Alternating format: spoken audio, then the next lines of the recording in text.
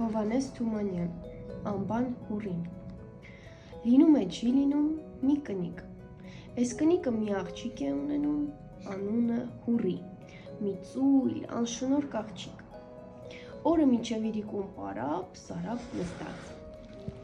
Բանն ինչ անեմ, կեղտոտ է, բամբակը կորիզոտ է, մաստակ պիտի որ ծամեմ, կտերը տիտի կանեմ,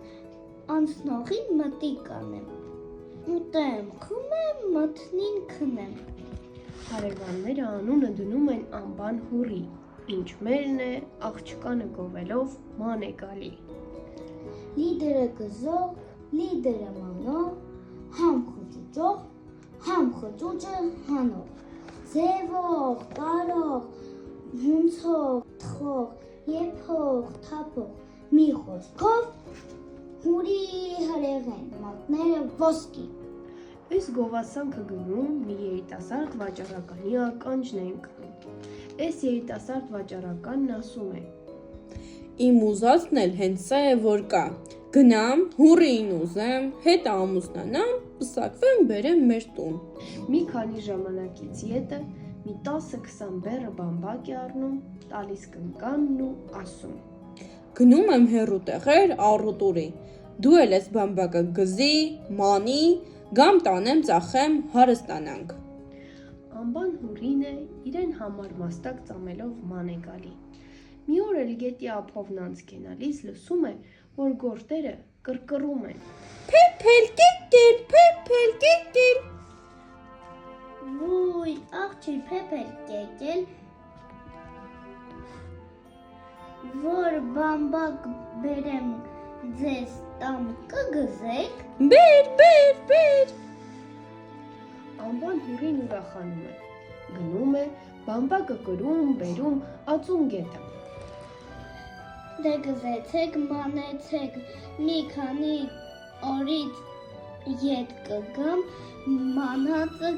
կտանեմ, որ ծախենք։ Գնում է, մի քանի օրից ետ է գալիս։ Գորտերը էլի կռկռում են. Փեփել կիկել։ Աղջի փեփել կեկել, դե մանածը բերեք։ Գորտերը շարունակում են կռկռալ, իսկ մանածը չեն բերում։ Հուռին մին էլ որ նայում է, աչքով ընկնում գետի ափերին ու քարերին փաթաթված կանաչ հոռը։ Վույ, քորանամ ես, տես համ գզել ու մանել են, համ խալի չա են գործել իրենց համար։ Դե որ խալի չա է գործել, մեր բամբակի փողը բերեք։ Ձեն է տալի ու ոտը փոխում, մտնում ջուրը։ Հանկարծ ոտը առնում է մի կոշտ բանի, հանում է տեսնում մի կտոր ոսկի։ Փեփելին ու կեկելին շնորհակալություն է անում, ոսկու կտորը փեշը դնում, գալիս տուն։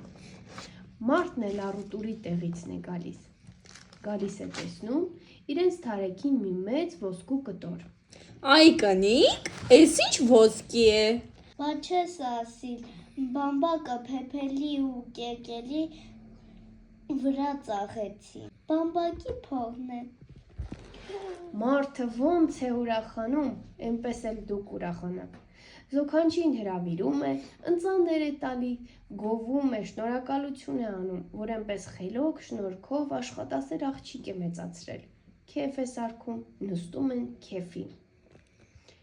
Զոքանչը խորաման կին է լինում։ Իմանում է, թե բանը ինչպես է պատահել,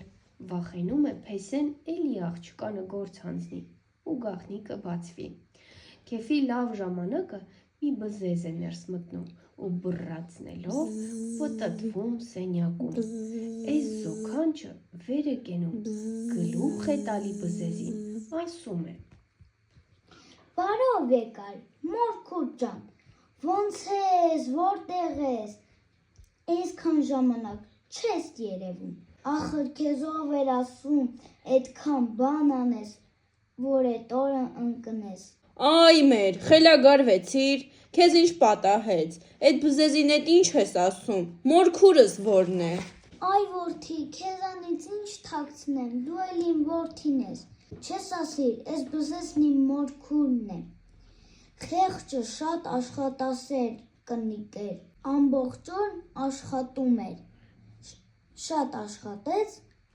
կուչ եկավ, պստիկացավ, այնքան